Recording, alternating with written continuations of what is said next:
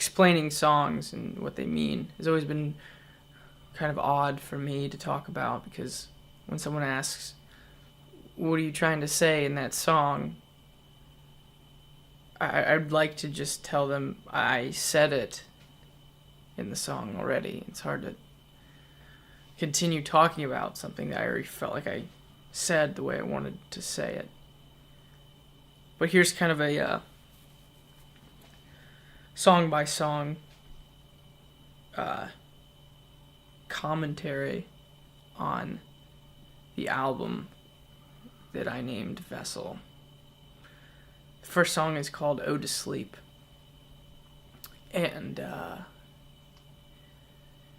it's a lot of songs that I write have to do with sleep, because it's something that is so important. And for whatever reason, there's a lot of people who struggle with finding the ability to sleep. As much as I can go into the lyrical content, it's one of my favorite songs to play live. There's no rules.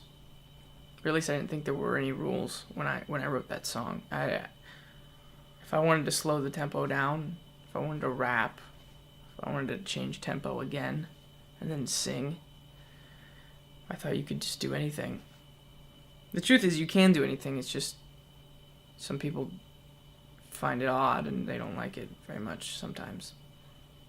But it's a perfect song to have at the beginning, because it lets people realize, hopefully, that this album is going to be different than anything you've heard. The second song is a song called Holding On To You, and that was our first selection for a single, they call it. And a single is a very odd thing for me to even kind of think about, because I come from a background of writing a slew of songs and having it be enough songs to fill up a CD. So then that's what I put on a demo and put it up online for people to hear. And I'm not used to operating under one song representing who we are.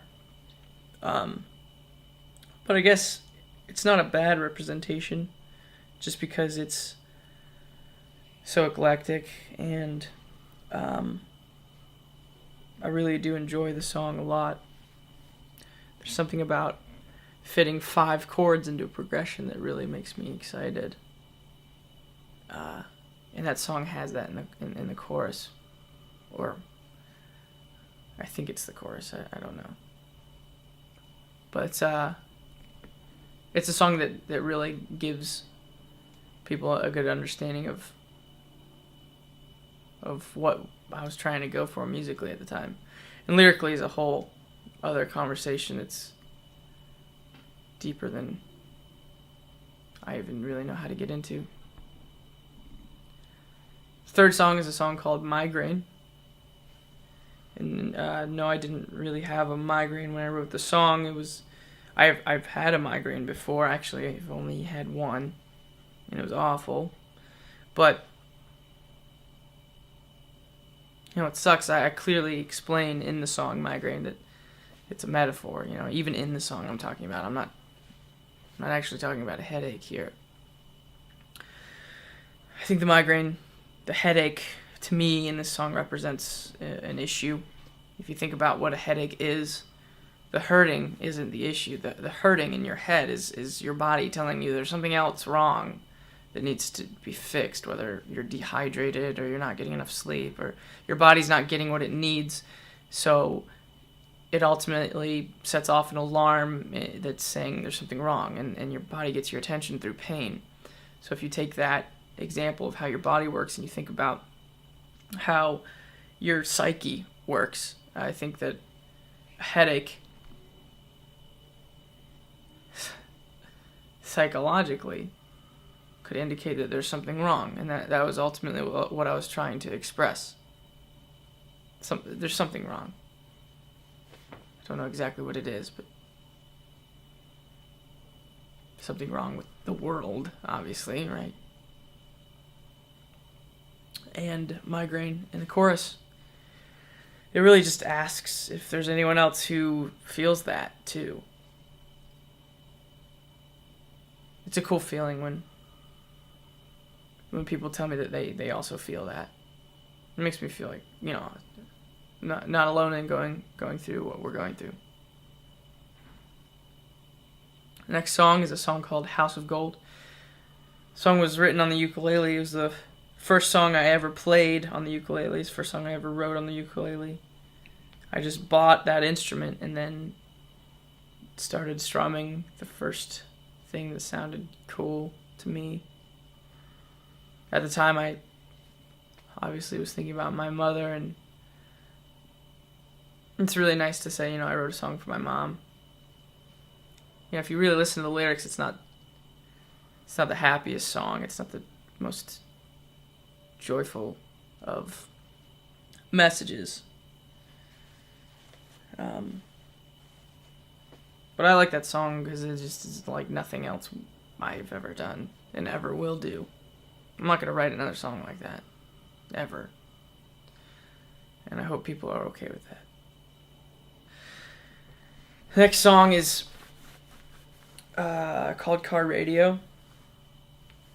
I would say it's one of my favorites, but honestly, my favorite song is always the song I'm working on. If you were to ask me what's your favorite song right now, I'm thinking of a song that no one's ever heard of before that I know of because I've started writing it and I'm really excited about it. It's my favorite song. So in the moment when I was writing Car Radio, it was my favorite song. But what I like about it is there's really no structure to it that is similar to any other song I've heard before. In the sense where there's really no chorus. But it makes sense to me. I don't really remember. I don't remember making decisions on what should happen in that song. It just kind of happened, which is when it's supposed to be. I think the hardest part of songwriting is when you start to second guess yourself. And I've learned that good songwriting, is all about accidentally happening upon a new idea and then having the sense to chase it and go after it. And I think Car Radio is a perfect example of that because obviously it started out as one thing and then went to a completely different thing.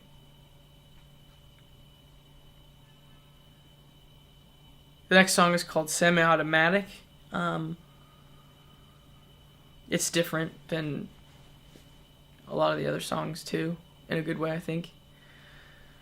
It's a very bouncy, happy sounding melody and everything, and but there's the lyric that I like making someone cry. If you really think about that, it's really not good when you like to make someone cry. I mean, it's like one of the most hateful or evil things you can do is to gain pleasure out of seeing someone suffer. And if we think about the reasons why we do things, if I know I'm going to hurt someone or do something wrong, why would I ever do it again if I saw that it hurt someone? Why is it that we continue to do wrong things? Why do we continue to do things we know are wrong? Why is addiction even a thing? These are all things I ask myself, and I know there's something wrong with this world. There's something wrong with me. There's something wrong, and we need to figure out how to fix it. Because if, as a brother, if I want to be the best brother in the world, why is it that sometimes I'm the opposite? I'm the opposite of a good brother. But I want to be a good brother. Why does that happen? Why can't I make that connection? Why can't I do what I want to do? And why do I always do what I don't want to do?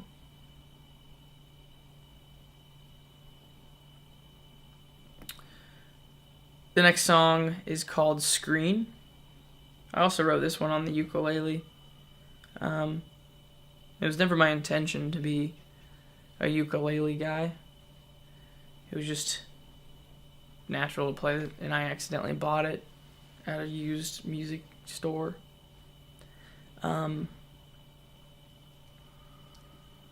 It's a song I wrote, and I wanted people to sing with me. I didn't really know if there was going to be anyone to sing these songs. That's what's really cool about this album, is that, all of these songs were written in a place, in a time where I didn't really know if anyone was going to hear them, ever. And I'll never have that back now. Now, once things have gotten better for us and there's an audience of people who are interested in what we're saying, I realize there will always be people interested in what I'm going to write. And there used to be no one really that interested. And these songs were written without any pressure, without any goal, really. No standard, no structure, no reason other than this is what I was going through and this is the type of song I wish someone else was writing, so I'm going to write it. The next song is called Run and Go. It's hard for me not to think of a song in its live context. I love playing music live. It gives me an opportunity to manifest what those songs are saying and live them out in front of people. And this is a song that I wrote visualizing people out there at a concert in the middle of the day where you can see everyone and forget all about the fantastic lighting and the haze of a concert venue and all the things that go into a live show. If you strip that all away and you just have music and an audience, what kind of song do I want to show someone? I'm not going to show them like a heavy dubstep techno song. It's daytime. I can see the person next to me. It's just not, it doesn't fit. And I think this song, Run and Go, is one of those songs like, hey, I wrote a song. I'd love for you to come over to the side of my piano and let me show you it. I like it a lot. The song Fake You Out is it's interesting. I write in F sharp a lot because it's the black keys, and for some reason those were the first keys that I touched when I started playing the piano. I taught myself how to play, so obviously I'm going to play the easiest chords there are. And everyone starts in C, but F sharp's so much easier. Try it one time. Go to a piano and just hit all the black keys. It'll sound kind of cool, and you won't even know what you're doing. So this song is one of the few songs that is in F sharp. And the synth line, the melody, it came natural, and it was one of my favorite lines.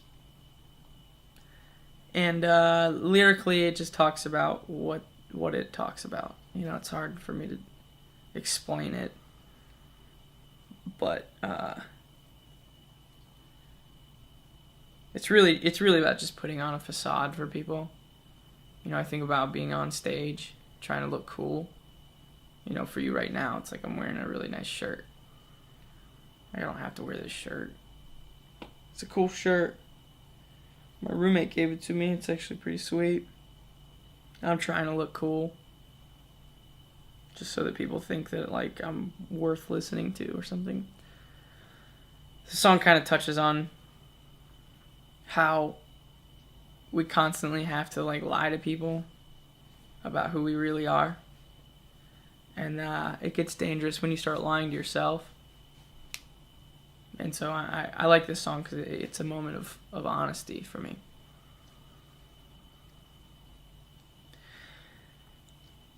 The next song is a song called Guns for Hands, and it's probably the hardest one for me to talk about lyrically, because it has to do with some pretty heavy issues.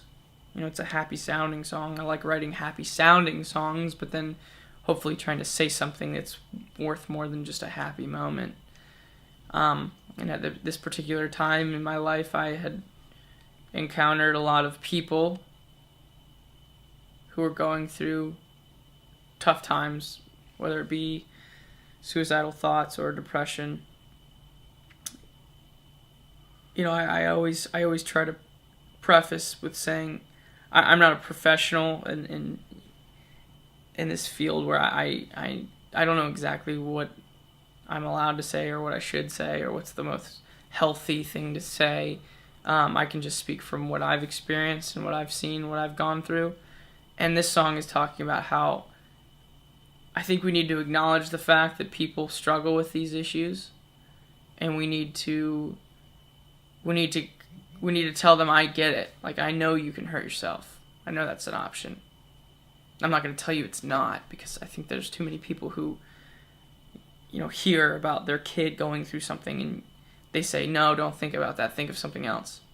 It's like, no, hold on. Let's take this energy, this focus, this emotion that you feel that's obviously negative, and let's try to take it and move it somewhere else. Let's kind of aim it at something else. And so I look at art, I look at music and writing and lyrics and a concert, and I look at those as moments where people can take the things that they're struggling with and really kind of unleash them and pour them out onto this thing. That's helped me a lot. And I would never write about something that didn't prove to help me, because I would never want to talk about something I didn't feel like I knew I was capable of talking about. Next song is a song called Trees. It's probably the oldest song on that album. I remember writing it a long time ago. What is a long time ago? I don't know. Songs have been living for so long. So I guess when I say I wrote the song 4 years ago, it's really not that long. But relative to how long I've been writing songs, I guess it's pretty old. And relative to the rest of the album, it's pretty old too. The main part of the song is only 3 chords, and it starts in a minor. And I love starting things in a minor because it's sad, and I like to be sad. I don't know. It just makes life more bearable sometimes. I like being sad. I mean, I like putting headphones in and looking out the window and pretending like I'm a sad little main character of some movie. So I write songs that help that. I don't know why we listen to sad music. It's weird, but it helps sometimes. But even though the song starts in a minor, it's actually not a very sad song. It started out slower, but I decided to pick it up a little bit.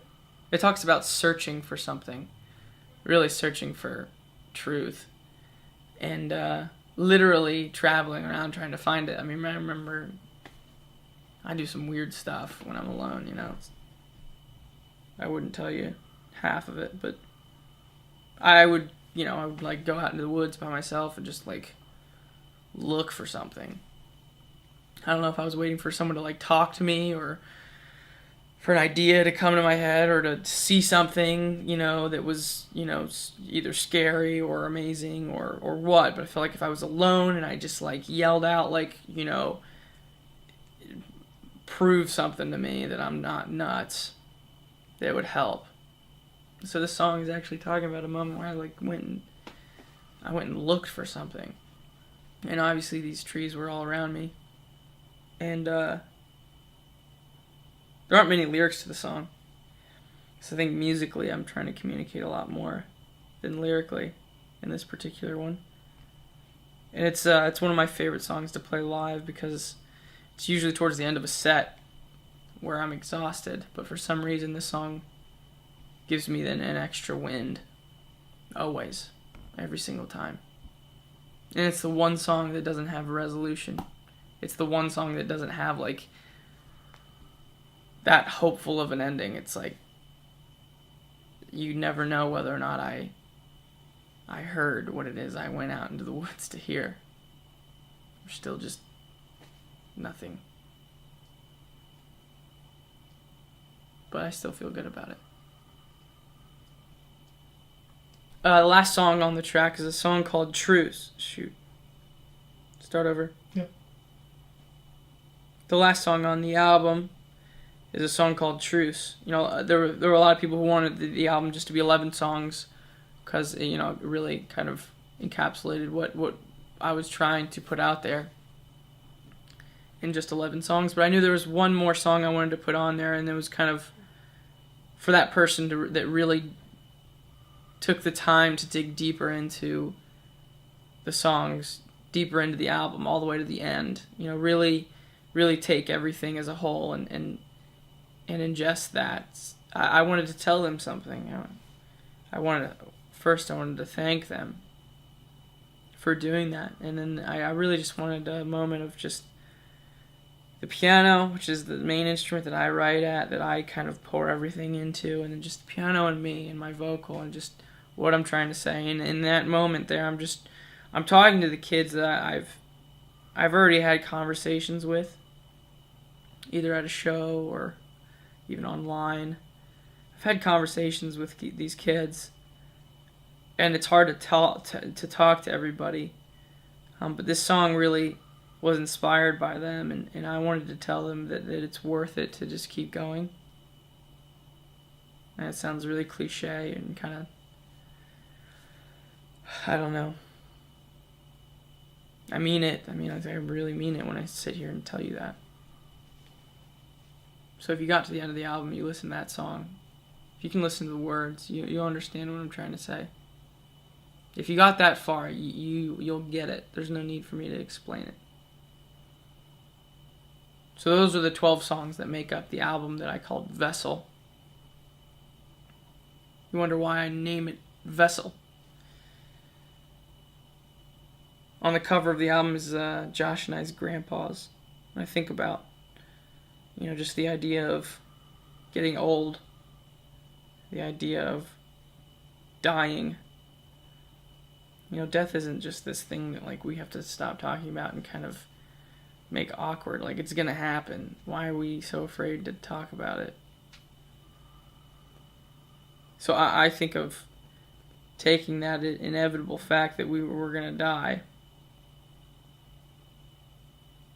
and realizing that I have a body, I have a life, I have a voice. It's kind of a vessel that really kind of holds something. A vessel, I think of maybe a ship or a container. The vessel's not that important. You know, my body's not that important. My voice isn't that important. The songs aren't that important. My life isn't even really that important. But the important thing is what's inside of that vessel. And right now, I have a message. I have something to say. What I'm saying is the important thing inside of that vessel. I thought it would be cool to name an album a vessel, because even inside of that packaging, behind that cover, there's a message.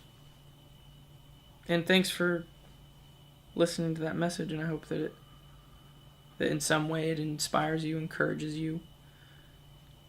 Because if it does, then everything will have been worth it for me.